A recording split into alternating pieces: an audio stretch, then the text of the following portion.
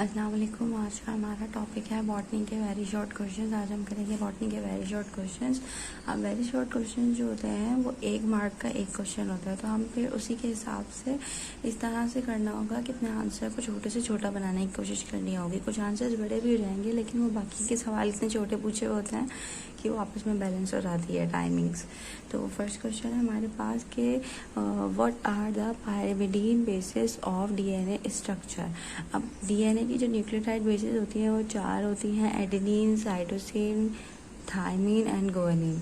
तो अब इसमें वो कह रहे हैं कि हमें सिर्फ पायरिमिडीन बेसिस बतानी है। एक प्यूरिन बेसिस होती है, एक पायरिमिडीन बेसिस होती है। तो पायरिमिडीन बेसिस हमारे पास आ जाएगी cytosine and thymine. Cytosine and thymine जो है वो हमारी पायरिमिडीन बेसिस होती हैं, और जो प्यूरिन बेसिस होती है वो हमारे पास होती है गुआनिन और एडेनिन। ठीक है। उसके बाद नेक्स्ट क्वेश्चन है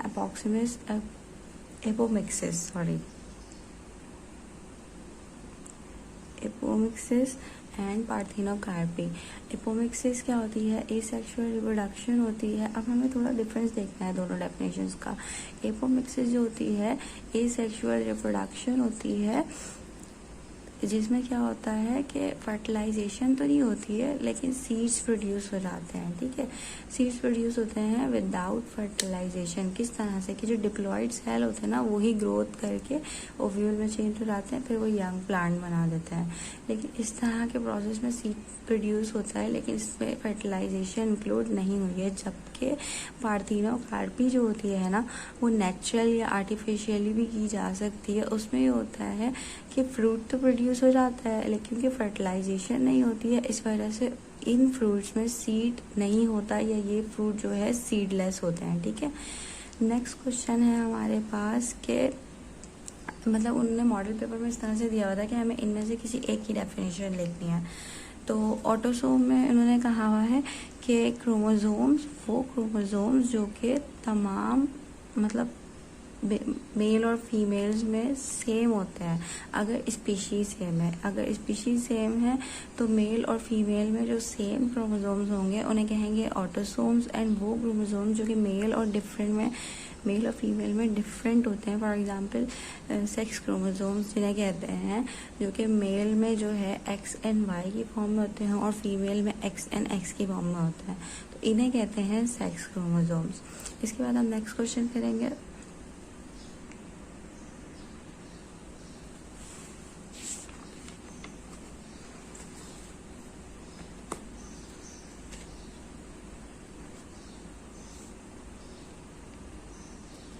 नेक्स्ट क्वेश्चन में हमारे पास है कि हमें बतानी है कि types of RNA involve in protein synthesis.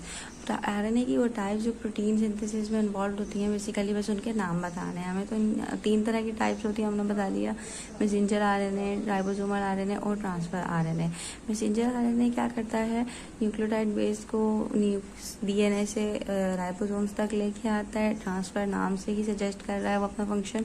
Ribosomal RNA जो होते हैं प्रोटीन कैटालाइजेशन और बायोसिंथेसिस में हेल्प करते हैं, और ट्रांसफर आरएनए जो होते हैं वो क्या करते हैं? वो कोडॉन की एक तरह से ट्रांसलेशन करवा देते हैं। What happens when a cell is placed in a hypotonic solution. Hypotonic मतलब हाइपो मीन्स कम, हाइपोटोनिक है मतलब ऐसा सॉल्यूशन जिसके अंदर सॉल्ट जो है वो काफ़ी कम है, और जाहिर है जब सॉल्ट कम है तो वाटर ज़्यादा होगा। अब हमें पता है कि वाटर की कंसनट्रेशन, वाटर कहाँ से कहाँ मूव करता है? फ्रॉम लो कंसनट्रेशन टू वो करता है, वाटर मूव करता है from high concentration to low concentration.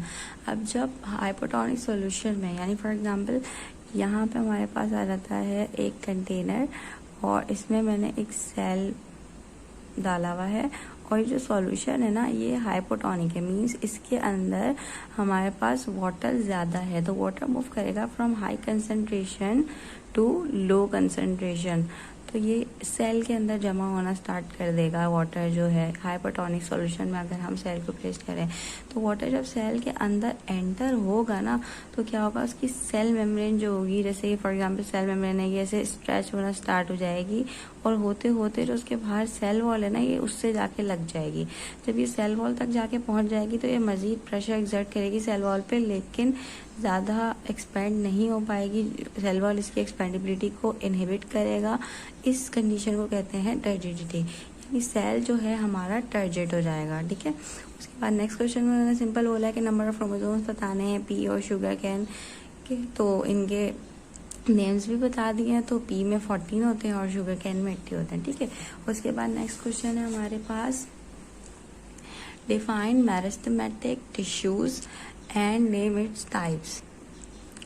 Define meristematic tissues and name its types. ठीक है, मेरिस्टेमेटिक टिश्यूज क्या होते हैं? वो टिश्यूज जो कि खुद डिवाइड करवा सकते हैं अपने सेल्स को, उन्हें कहते हैं मेरिस्टेमेटिक टिश्यूज।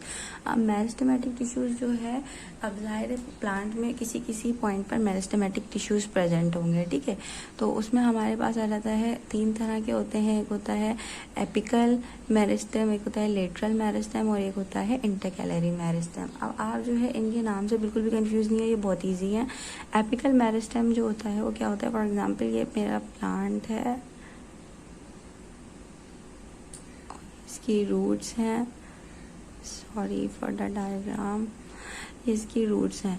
तो एपिकल मेरिस्टेम जो होता है टिप्स पर होता है, रूट्स की और शूट्स की, प्लांट्स की। तो इससे ये शो हो रहा है कि ये एपिकल ग्रोथ करवाएगा, मतलब कि ये जो है प्लांट की लेंथ इंक्रीज करवाएगा। एपिकल मेरिस्टेम एपिक्स पे है, लेंथ इंक्रीज करवाएगा। अगर लेटरल मेरिस्टेम की बात करें तो लेटरल का मतलब होता है from left to right. For example, तो ये कहाँ पे मौजूद होगा? ये इस जगह मौजूद होगा, यानी कि ये जो कैम्बियम होता है ना हमारी स्टेम, तो इससे हमें पता चल रहा है कि लेटरल मेरिस्टेम जो है वो हमारी विद इंक्रीज करवाएगा प्लांट की। एपिकल मेरिस्टेम जो है वो लेंथ इंक्रीज करवा रहा है, लेटरल मेरिस्टेम विद इंक्रीज करवा रहा है। और जो इंटरकैलरी मेरिस्टेम होता है वो कहाँ प्रेजेंट होता है? वो इंटरनोड्स या लीफ के बेसिस पर मौजूद होता है। वो मतलब बेसिकली प्लांट में जो ब्रांचिंग वगैरह करवाते हैं इंटरकैलरी मेरिस्टेम। नेक्स्ट क्वेश्चन हमारे पास आ जाता है, how young stem give mechanical support to the plant body. ठीक है, मैकेनिकल सपोर्ट किस तरह से मिलती है प्लांट की बॉडी को? तो यंग स्टेम के पास जो है बहुत सारे एनाटॉमिकल फीचर्स होते हैं, ऐसी अरेंजमेंट होती है जो कि उसे सपोर्ट प्रोवाइड करती है, जिसमें जो है एपिडर्मिस आ जाता है, यानी जो आउटर मोस्ट लेयर होती है वो थिन वॉल सेल से बनी होती है, वो सपोर्ट करी होती है। एपिडर्मिस के नीचे कॉर्टेक्स मौजूद होता है और कॉर्टेक्स के भी अंदर बिल्कुल सेंट्रल पोर्शन जो होता है उसे स्टील कहते हैं, जिसके अंदर हमारे वेस्कुलर बंडल्स वगैरह मौजूद होते हैं और वो भी प्लांट की बॉडी को सपोर्ट करने में हेल्प करते हैं। यानी कि इसमें स्केलेटन कायमा और कॉलन कायमा लिविंग डेड टिश्यूज मिलके जो है सपोर्ट का काम कर रहे होते हैं। ठीक है।